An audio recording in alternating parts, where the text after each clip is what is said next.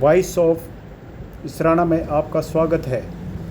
आशा workers union Haryana ने बुधवार को इसराना की पुरानी अनाज मंडी में सरकार के खिलाफ रोष प्रदर्शन किया, जिसमें कई संगठनों के अलावा इसराना विधानसभा से कांग्रेस विधायक बलबीर वाल्मीकि ने अपना समर्थन दिया।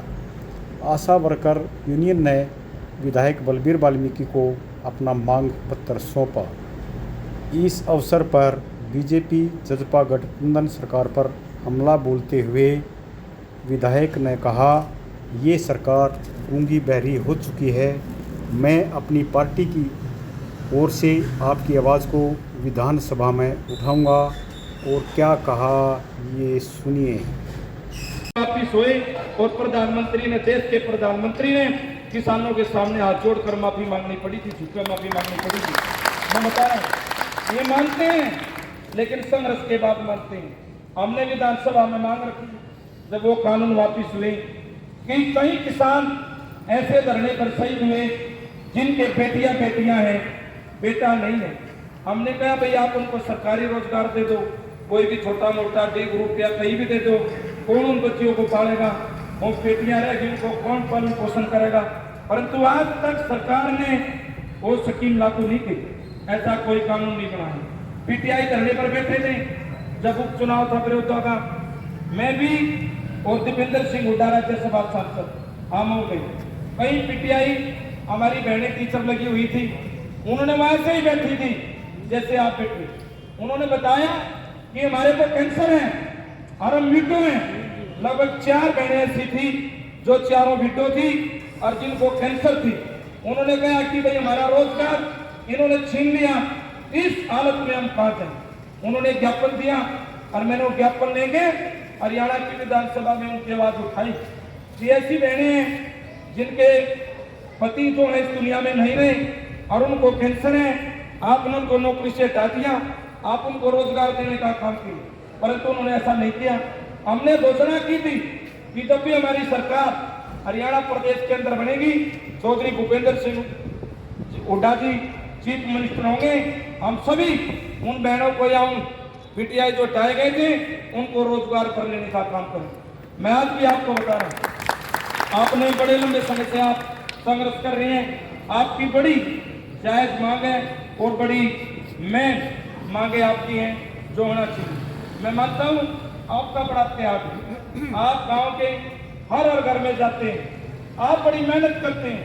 मैं मानता हूं कि शायद आप अपने बच्चों की देख रेख इतनी नहीं करते जितनी कि आप अपनी ड्यूटी पे धर्म को निभाते हो।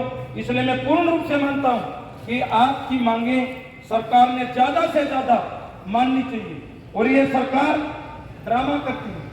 ये सरकार आप देखते हो, बेटी बचाओ बेटी पढ़ाओ, रक्षाबंधन पे भी मुख्यमंत्री जी ने क्या क्या किया, परंतु मैं मानता हूं कि इन्होंने दिखावे का काम किया।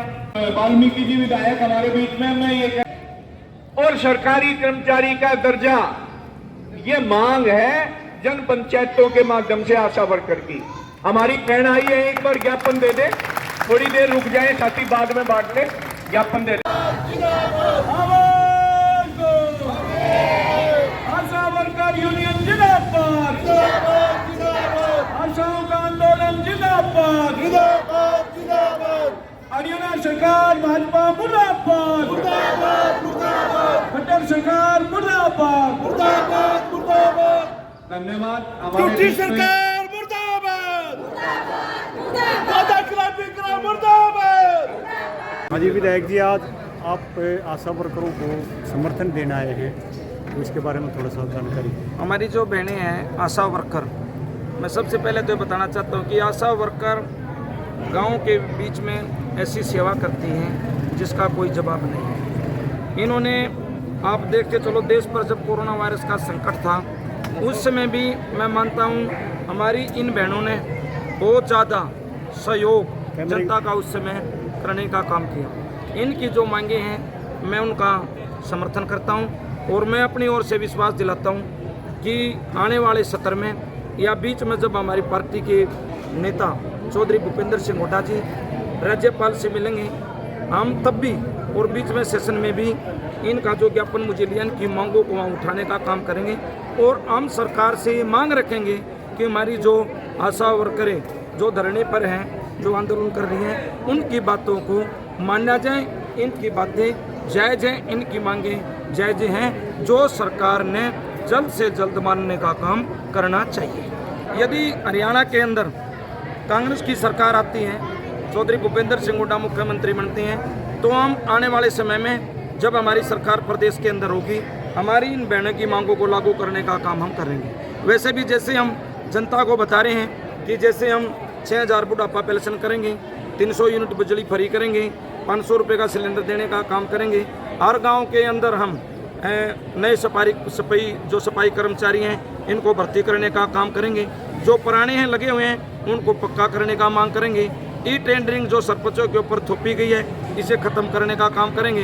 हमारे सरकारी जो कर्मचारी भाई बहन लगे हैं, OPS लागू करने की बात करते हैं, उसे लागू करने का काम करेंगे। जो बातें मैंने बताई और जो हमारी बहनों की मांगे हैं, सरकार बनने के बाद पहली कैबिनेट की मीटिंग में इसे लागू करने का काम हम करेंगे। मैं आपके माध्यम से बताना चाहता हूँ।